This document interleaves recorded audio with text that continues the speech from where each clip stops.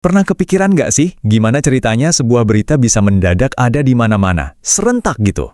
Nah, hari ini kita akan coba bedah bareng sebuah dokumen promosi dari paket media yang, jujur aja, canggih banget. Yuk kita bongkar lapis demi lapis cara kerjanya. Langsung aja ke intinya ya. Kalimat yang terpampang di depan, branding masif dan viral. Ini bukan cuma slogan loh. Ini adalah sebuah janji yang sangat berani dan ini jadi pondasi dari seluruh layanan yang mereka tawarkan. Klaim yang gede banget kan? Mari kita lihat gimana mereka berencana mewujudkannya.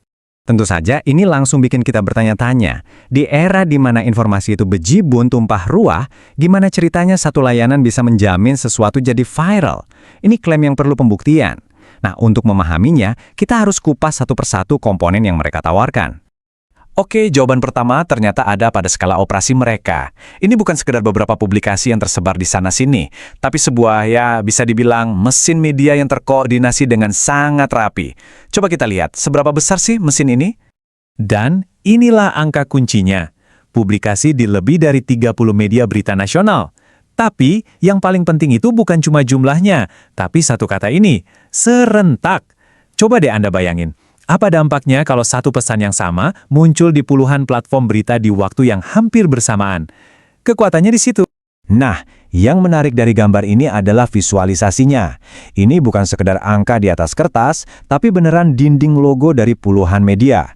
Visual ini secara cerdas nunjukin seberapa luas jangkauan mereka. Jadi, kekuatan sebenarnya dari mesin ini adalah kombinasi antara jumlah dan koordinasi. Tentu aja, jaringan sebesar ini kan nggak mungkin bergerak sendiri ya. Pasti ada pusat komandonya, ada yang mengatur semuanya. Jadi pertanyaan berikutnya adalah, siapa sih arsitek di balik mesin media yang sehebat ini? Dan ini dia jawabannya. Organisasi yang menjadi koordinator di balik semua ini adalah sebuah entitas yang bernama Forum Asemen. Yuk kita cari tahu lebih dalam soal mereka. Jadi, kalau kita lihat dari dokumen sumbernya, Asmen ini adalah semacam wadah organisasi gitu. Anggotanya ya perusahaan-perusahaan pers dari seluruh Indonesia. Gampangnya, Asmen ini adalah pusat saraf yang mengkoordinasikan jaringan media yang kita lihat tadi. Dan inilah visi resmi mereka, yang dikutip langsung dari materi promosinya.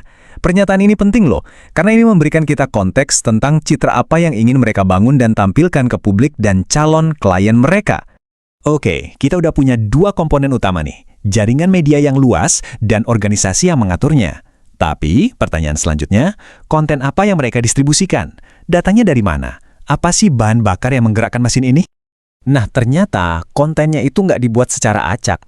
Ada komponen ketiga yang sangat penting, yaitu mesin penghasil konten yang mereka klaim berbasis data. Inilah yang jadi bahan bakar dari seluruh operasi ini. Poin krusialnya itu di sini. Artikel-artikel yang dipublikasikan itu nggak berdiri sendiri. Semuanya dibangun di atas fondasi riset, polling, dan data survei. Ini adalah cara mereka untuk membangun landasan dan memberikan pembenaran untuk narasi yang ingin mereka sebarkan. Dan disinilah kita lihat sinergi antara dua pemain kunci. Di satu sisi, ada Asmen yang menyediakan jaringan distribusi masifnya. Di sisi lain, ada Media Survei Indonesia atau MSI yang menyediakan mesin datanya. Keduanya ini bekerja sama untuk menciptakan dan menyebarkan konten. Biar lebih kebayang, yuk kita lihat contoh ini. Ini adalah cuplikan dari sebuah jajak pendapat politik yang dilakukan oleh MSI. Nah, hasil dari polling semacam inilah yang kemudian diolah menjadi artikel berita dan siap untuk disebarkan ke seluruh jaringan media tadi. Sekarang kita udah lihat semua komponennya, jaringan media, organisasi koordinatornya, dan mesin datanya. Yuk kita rangkai semuanya untuk melihat gambaran utuh dari layanan yang ditawarkan ini. Dan yang gak kalah penting, sebenarnya layanan ini tuh buat siapa sih? Jadi pada intinya, apa yang kita bedah ini adalah sebuah cetak biru untuk paket public relations atau kehumasan yang sangat modern. Sebuah sistem yang dirancang untuk membentuk narasi dari hulu sampai ke hilir.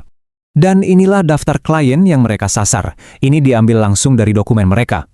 Jangkauannya luas banget ya, mencakup lembaga pemerintah, aparat keamanan, BUMN, sampai perusahaan swasta dan tokoh-tokoh publik.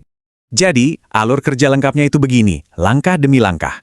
Dimulai dari pengumpulan data oleh MSI, terus data itu diolah jadi konten berita. Lanjut, kontennya disebarluaskan serentak ke puluhan media. Dan terakhir, pesannya diperkuat lagi lewat media sosial. Ini adalah sebuah siklus yang lengkap, dari produksi sampai amplifikasi. Dan semua ini membawa kita pada satu pertanyaan penutup yang lebih besar. Ketika riset data, pembuatan berita, dan distribusi viral bisa dikemas jadi satu paket layanan yang bisa dibeli, Apa artinya ini bagi lanskap informasi kita semua? Nah, ini adalah sebuah pemikiran penting yang mungkin bisa kita renungkan bersama. Terima kasih sudah mengikuti penelusuran ini.